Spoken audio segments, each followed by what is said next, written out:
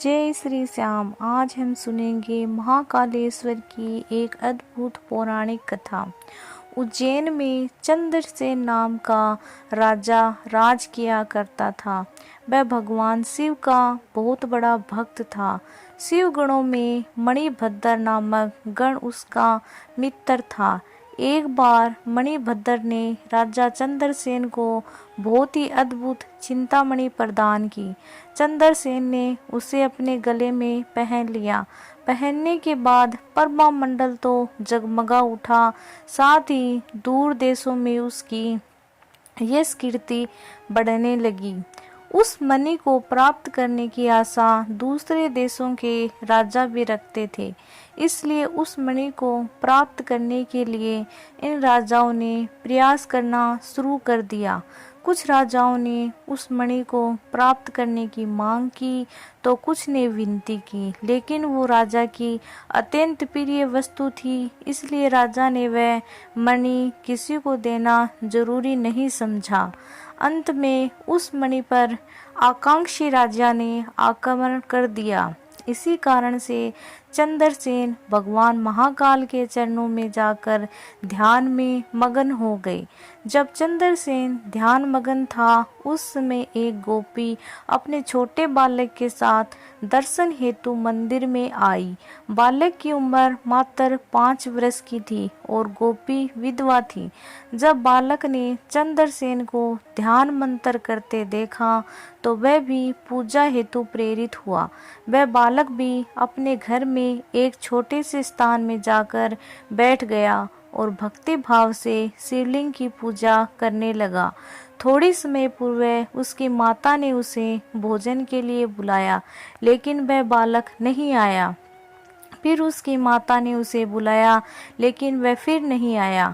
जब माता स्वयं चलकर आई तो उसने देखा कि बालक ध्यान मगन होकर भगवान शिव की पूजा कर रहा है। उसे कुछ भी सुनाई नहीं दे रहा। तब क्रोध में आकर माता ने अपने पुत्र को पीटना शुरू कर दिया और पूजा की सारी सामग्री उठाकर फेंक दी। ध्यान से मुक्त होकर जब बालक चेतना में आया तो उसने देखा कि उसकी पूजा की सारी सामग्री नष्ट हो चुकी है। फिर अचानक से उसकी व्याध्या में चमत्कार हुआ। भगवान शिव की दया दृष्टि से वहां पर एक सुंदर सा मंदिर निर्मित हो गया। मंदिर के बीचों बीच एक दिव्य शिवलिंग विराजमान था। एक बालक द्वारा सज्जित पूजा सामग्री भी थी। ये सब दृष्टि देखते ही उसकी माता भी आश्चर्यचकित हो उठी। राजा चंद्रसेन को जब इस घटना की जानकारी मिली तो वह भी इसी भक्त बालक से मिलने की इच्छा जागृत करने लगे। अन्य राजा जो इस मणि के लिए युद्ध पर उतारू थे, वह भी उस बालक को देखने पहुंचे। सभी राजाओं ने मिलकर चंद्रसेन राजा से क्षमा मांगी और सब मिलकर महाकाल की पूजा अर्चना करने लगी।